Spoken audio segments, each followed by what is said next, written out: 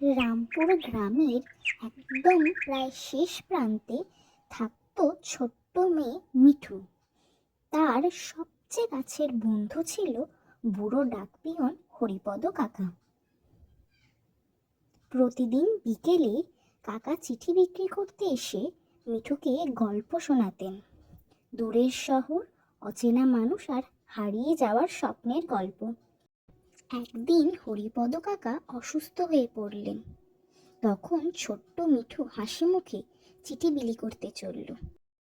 কিন্তু মিঠুকে চিঠি বিলি করতে দেখে গ্রামের সবাই অবাক হয়ে গেল। এরপর কাকা সুস্থ হয়ে বললেন, দেখলি মিঠু, সাহস থাকলে বয়স কখনো বাধা হয় না। মিঠু সেদিন প্রথম বুঝল দায়িত্বই মানুষকে বড় করে।